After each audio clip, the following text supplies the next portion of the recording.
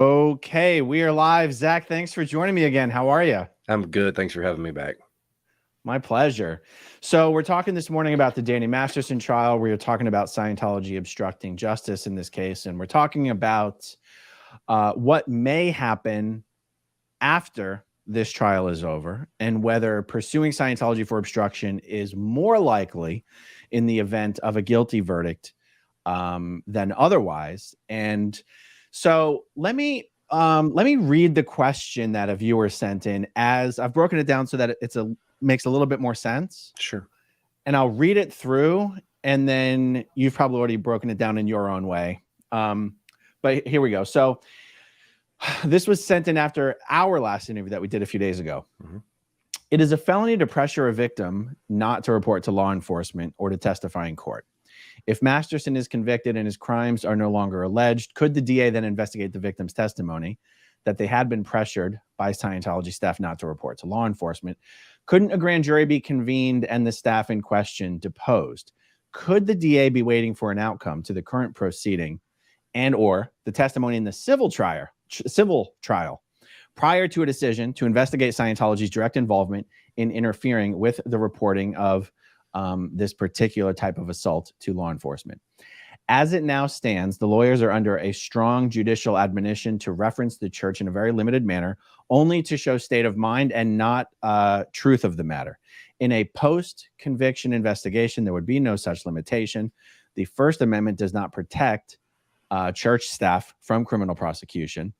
To summarize, does a conviction give impetus to investigating Scientology involvement in covering up the crimes and preventing reporting? So there's sort of a lot to unpack there. How do you view this?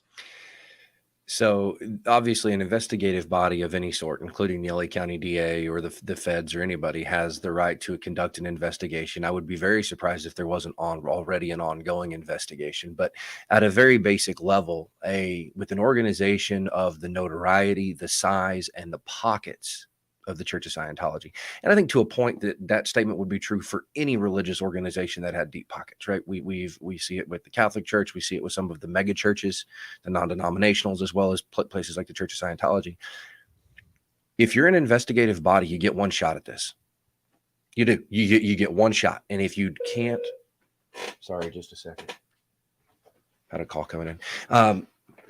If you get one shot at it. And if you can't win that shot, you're done, right? Because there's this concept of double jeopardy, which if we want to go there, I can go there. But double jeopardy, most people don't understand what that is, right? Oh, well, I was charged once and they dismissed. I can't be charged again. No, jeopardy is a legal concept and it attaches at a certain time. Once jeopardy attaches, if you don't get a conviction, you're done, right? Additionally, juries across the country tend to struggle with the idea that an entity could commit a crime, right? If we go back to like 2007, 2008, 2009, Wall Street, right? The reckless gambling that Wall Street was engaged in with other people's money that led to in many parts to the Great Recession. Absolutely, people could have gone to jail, individuals, for taking risks with other people's money in violation of certain legal duties and obligations. And arguably a bank could have been convicted of a crime, but people struggle, and I can understand why they struggle to understand that an entity can commit a crime, because you can't put a building in jail. You fine them enormous amounts of money, hundreds of millions of dollars, but businesses, entities can commit crimes. And so that concept's a little hard sometimes for people to understand. Well, to be fair, I mean, I would even put myself in that category. I sort of colloquially say Scientology this, Scientology that, but it's not the entire Church of Scientology that you could point a finger to for obstruction, even though you could point to Scientology policy as the reason for the obstruction. I'm not sure the law thinks that way, particularly if you're talking about an organization that has religious protection. Is that how you would think of it as well? Yeah, and it's one of those too that any investigative agency has to tread a fine line. It's easy for us on the outside, and especially you, having grown up in the world of Scientology and then left, it's easy for us to say, well, this is clearly a cult. This is clearly not a religion. But the U.S. Supreme Court has long supported the proposition that if an entity qualifies for nonprofit status, it's not the purview of the IRS to say that particular sect of your religion is nonsense. Sure. Right. And so, in theory, if we were to take it to an extreme, if we're going to investigate Scientology, what stops us from also investigating the Catholic Church or the Baptist Church or the Methodist Church or Hinduism or Buddhism? What stops us from also investigating these more traditional or conventional type religions that most of us are familiar with?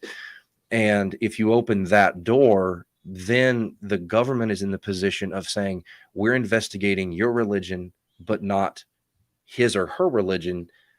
And even though they may have independent policy reasons for that, the default position is it's because you think my religion is nonsense, but you think his religion is real. Sure, sure.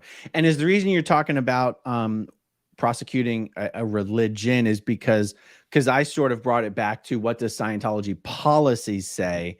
For the courts to go after Scientology at that level, they would now have to be interpreting quote unquote scripture, which courts actually aren't even allowed to do. Right. So yeah, now, absolutely. me personally, I'd be satisfied if just Julian Swartz, the ethics officer at the Advanced Organization of Los Angeles, was prosecuted. I would be 100% satisfied if 1, 2, or 3 Sea Org members were prosecuted. And in my videos, I would still call that Scientology being prosecuted. It's just the way I use the language. Right. So and now I think to your point, Aaron, it's a lot simpler to prosecute an individual for wrongdoings within an organization than it is the greater organization. We have seen, for example, we have seen individual pastors, individual priests, individual ministers within some sort of greater organized church structure go to prison for wrongdoing. Right. And of course, the church is like, listen, this is not our doctrine. This is not our dogma. This is not what we believe and what we ask our followers to believe. This person went rogue. And that's, very often true. So I think to your point, it is much easier to convict an individual. I would also not be surprised, and this happens on occasion. Obviously, Scientology is greater than just Clearwater, Florida. It's greater than just Los Angeles, California. So anytime you have a multi-jurisdictional investigation, you could certainly have local law enforcement in the Clearwater and local law enforcement in Los Angeles working together. But realistically, if these crimes are possibly committed over large swaths of real estate that cross state lines, which in this case it arguably has, the FBI loves to get involved, if for no other reason than they have the resources and the manpower and the checkbook to spearhead this investigation across the country, right? Back in the 70s and the 80s when Rudy Giuliani was chasing mobsters out of New York City, we saw that he was rounding mobsters up in Tampa, Florida, and Kansas City, and Milwaukee, and New York City, and they had these investigations going with mobsters who were involved in Hollywood and mobsters who were involved in street crime in Brooklyn, and mobsters who were involved in Europe, and they sort of had this massive investigation and rounded up several hundred of them and took them all down at once. So the obstruction in this case could arguably be said to have occurred in California, Texas, and Florida. Is obstruction inherently a state or federal crime, one or the other, or could it be either? It could be both. Both the federal statutes, the federal criminal statutes, and every state, to my knowledge, at least all the states that I'm familiar with and have practiced in, all have an obstruction of justice charge. Now, that obstruction of justice charge is, in every case that I know of, the default position of that is that it is a misdemeanor. Okay. And I know we use the term misdemeanor and felony sort of back and forth. And I don't know, I read some of the comments last time. You've got some really, really astute viewers who follow your channel, to their credit. But for those who don't know, the primary difference between a felony and a misdemeanor, the maximum penalty of a misdemeanor is not to exceed 1 year in jail. The maximum penalty of a felony is any prison time at all. Does that mean if you get convicted of a felony, you're going to prison? Of course not. We see all the time deferred sentences, suspended sentences. You pay your fine, you sit on probation, do something like that. But the primary difference is the sentence, the maximum sentence of a misdemeanor, no matter how mean and ugly and angry the judge is, in most jurisdictions, is no more than 1 year in the county jail, which is very different than going to the penitentiary. Very interesting. So, I did an interview with Mike Rinder last night, and I asked him a version of this question. And, he said any prosecutors got sort of a cost benefit analysis of whether it's worth the man hours, the dollars spent on man hours to go after anyone for anything. And I guess I'm leaning in the direction of why would anyone bring on the wrath of Scientology just to go after a misdemeanor obstruction charge. What are your thoughts on that? Yeah. So generally, if I have the opportunity to go after a low level obstructor of justice, if I'm smart, we see this all the time in drug crimes, right? I can go after the guy selling dime bags of weed on the corner. But as soon as I put him in handcuffs, there's 10 more behind him going to go work that same street corner. If I can use that and leverage that, hey, listen, you're out here hustling, trying to feed your family. Let's not make this worse than it is. I'll tell you what, if you help me out, I'll help you out. Who's the guy that gives you your weed? Who do you get your weed from? I'm gonna go find that guy. Listen, I know you're dealing in kilos. Who's the guy that you're getting shipments from? Right. We're going to chase that up. And if I have to let a couple of, ne'er-do-wells and scoundrels loose because they're out hustling to feed their family, and I give them, hey, don't do it again. Thanks for your help. It's more important that I bring down the guy who's bringing in plane loads and boatloads of narcotics as opposed to, the guy who's selling dime bags on the corner. And so same sort of thing. If you've got somebody who's obstructing, you may be able to leverage that. Listen, I know you're working for your boss, right? You're working for the man. The man says, you may know that what you're doing makes everybody's stomach turn, makes yours turn too, but you got a job to do. Help me out. Where's this coming from? What are these orders? Right? Let me get you out of here so you don't look like the bad guy. Let me go find the guy let me go find the puppet master, and then we can scale it up. Theoretically, you could possibly maybe make a conspiracy charge, 2 or more people plotting and taking actions in furtherance of this wrongdoing. Right? Simply talking about it is not actually conspiracy in most jurisdictions. Taking a first step, any step at all, towards the completion of that thing is what actually constitutes the conspiracy. That's where sometimes you hear like attempted conspiracy. Well, how do you attempt to conspire? Well, you talked about it, but you never did anything about it. Right. Oh, you know what? I haven't been, I want to put us on this one. There we go. So if the only real value in pursuing obstruction charges would be potentially get them to roll over and roll it on up the line, Julian Swartz or Miranda Scoggins or Luke Watson are not going to roll over on anybody else. That's just not going to happen. If prosecutors understand that, and these prosecutors are very smart, it seems like they probably wouldn't even be likely to waste their time on something like this. Yeah, I agree, especially if there is an underlying, a larger underlying issue they're trying to pursue, right? We could get these nickel and dimers, we could get the ethics officers, and we could get the auditors, and we could get some of these folks. But in reality, what's our big fish, right?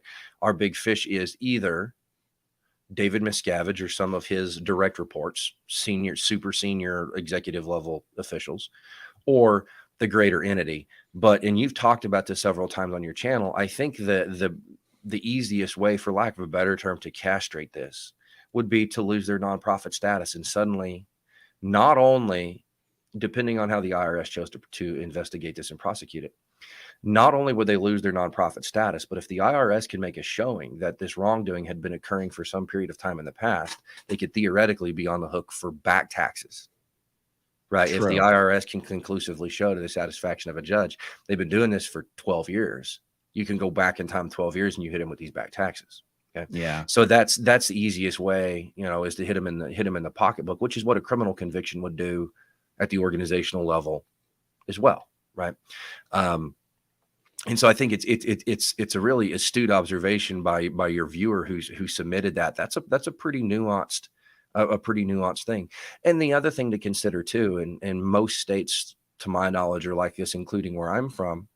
We elect everybody, including the dog catcher, right? As opposed to at the federal level, the director of the FBI, the investigative agency, is appointed by the president and confirmed by the Senate. And although, of course, that is a partisan nomination, there's a long history in the FBI where the FBI directors are, J. Edgar Hoover was there forever, not a saint in his own right, but was there forever. And a lot of times those are deemed sort of nonpartisan type appointees. And their job is to execute the enforcement policy, investigative policy of the Department of Justice. So I say that because they're not subject to election, right? If I decide to go after somebody in an unpopular manner, I don't have to worry about being on the ballot box in 2 years or 4 years. Local district attorneys are up for re-election. Probably 2/3 of the country's up for re-election tomorrow. And are you thinking being subject to election would make someone more or less likely to want to go after Scientology? I think it would depend on, I think it would depend on the jurisdiction. So, for example, I'm not terribly familiar with the geography of Florida, but if Scientology is as, I don't want to say popular, but is tolerated as well as it appears to be in Clearwater, at least according to, most of the stuff you put out in the research I've done. If I'm running as a prosecutor in the Clearwater area, I'm not going to be real popular if I take the position of I'm going to prosecute Scientology. I'm just not. Right. So this is interesting. I want to give you a little bit more information on this. Sure. But before I forget, I do see a super chat here. Do you think they will start pushing for Scientology? Will start getting more pushback in the Bible Belt states? I think it means, do you think Scientology will start getting more pushback in the Bible Belt states? Oh, I'll let you answer that first, and then having lived in the Bible Belt, I can tell you what I observe here. Well, the fact is, in the Bible Belt, there almost is no Scientology. About half of the states in the United States, the center of the United States, has almost zero Scientology. Yeah. In all of Oklahoma, I'd have to look up the list of cities. I don't think there's a Scientology org. I've lived here for over 30 years. I'm familiar with most of the religious institutions, both the common and the rare, and I've never known of a Scientology organization anywhere in this state. Yeah. There's not one in any of the Dakotas. I mean, I know there's not many people in the Dakotas, but there's not one in Montana. There's not one in Idaho. There's not one in Arkansas that I can think of. And sometimes people get confused about this because they'll look up online, they'll look up for Scientology, and something will come up and it says Church of Scientology of Timbuktu. And you go, that's not a Scientology org. That is a Scientology mission, and those don't count. And they don't count because some guy named Joe can open a Scientology mission in his living room that's open 2 hours a week and nobody attends, and you're going to see it in a search result online. Right. Missions have almost nobody there. They used to be very successful back in the 80s. Miscavige shut them all down for the most part because he felt they were cutting across the business of the actual Scientology organizations. So the answer to your question is Scientology already gets a lot of pushback in the Bible Belt. There's more Starbucks within a quarter mile of me than there are Scientology orgs in 25 states. Yeah, well, and it's I absolutely agree with that. In fact, if you were to ask, the vast majority of our population in this part of the country are Christians, myself included. If you ask most Christians, they've never heard of Scientology. The closest thing that you'll find is something called the Church of Christ Scientist. And they've got these Christian Science reading rooms. I'm not terribly familiar with it, so I don't want to speak out of turn. There's, I think, one or two of those in Oklahoma City, but even the vast majority of Christians, and especially those in the traditional realms, whether it's non-denominational or in a structured denomination, if they've heard of it because of Tom Cruise, and they go, oh, I don't know anything about that. That's not my thing. Right. So the thing about Clearwater, Scientology is hated in Clearwater. And yet my videos focus on how Scientology has sort of co-opted and castrated Clearwater's political establishment through their money. You have the mayor, Frank Hibbard, his best friend, Joe Burdett, is a Scientology lobbyist. Joe Burdett works with State Senator Ed Hooper. You have Chris and Jack Latvala, who are political players in Pinellas County in the state of Florida. Chris's mother has been close with Scientologists, and Chris himself even got into some flame war with Leah on Twitter. The mayor Frank Hibbard's first political campaign was run by Scientology's lobbyist Mary Repper. You have Mayor Frank Hibbard associated with nonprofit organizations that gets millions of dollars in donations from Scientology's biggest contributors. So that's why Clearwater City Council members, particularly David Albritton, Frank Hibbard, and Lena Teixeira, are big giant pussies when it comes to saying anything critical about Scientology publicly. And yet they still hate Scientology. I don't want to create the impression that Scientology has any love. Frank Hibbard hates Scientology. He's just a giant pussy and can't say anything to upset his Scientology friends and his friends who make money off of Scientology. Well, Aaron, and I'll tell you, I don't mean to interrupt. This raises a point that folks have been upset about for years. This is a very small scale version of the Citizens United opinion that the Supreme Court came out with that said anybody can donate any amount of money, including businesses, and these dark money or these super PACs, whatever you want to call them, they don't have to disclose who their donors are. The donors can self-report that they donated to this PAC on their IRS forms, but that's generally not public knowledge, right? I mean, I can't just go and pull up your tax records. That's not I can't legally do that without a subpoena or something. And so this is the exact problem that, when you're donating enormous amounts of money, it's easy for me to say behind a closed door, listen, what you guys are doing is bad. I wish you wouldn't do it, but thanks for the steak dinner. Right? I mean, that's the reality of it. And so at a very small scale, this is essentially what happened as a result of, in part of, the Citizens United case. Right. Yeah, that makes sense. So it seems to me, and this is actually one of the reasons I tried running for city council, was to try to set a precedent, but it failed. It seems to me that anybody running for elected office, if they really understood how small Scientology was, if they really understood how hated it was, even in Clearwater, a politician could make a name for themselves. They could be the superstar of either the state Senate or the Senate, the U.S. Senate or Congress, by spearheading a campaign to get Scientology prosecuted and have its tax exempt status revoked. Would they attract the ire of Scientology? Yeah, of course, but that would just make them more of a celebrity. I mean, like, if a politician truly understood how it could benefit them, they would do it. Yeah, I think this goes back to your comment earlier, sort of the risk-benefit analysis of prosecuting them. Taking on Scientology as a politician is sort of like a practice team player trying to take on the NFL, right? You may win, but at what cost? Right? I mean, clearly Scientology has demonstrated that they will go to whatever lengths are necessary to destroy those. Now, they don't tend, hopefully, they don't tend to attack those outsiders who have never been part of the organization, because that's a PR disaster for them. But those like you and like Leah and like Mike Render who have left the organization, they've clearly made it demonstrably apparent that they're going to spend whatever is necessary to make your existence uncomfortable to unpleasant. Yeah. Oh, well, and they've certainly done it to a lot of people who've never been Scientologists, even recently. I mean, I can go a little further back, and David Yates, and the CEO of the Clearwater Marine Aquarium, they went after David Yates, literally tried to get him fired. They went after Alex Gibney. They went after Lawrence Wright. That's more recent memory, just for the Going Clear book and the Going Clear documentary. Certainly they've gone after Tony Ortega. They've even,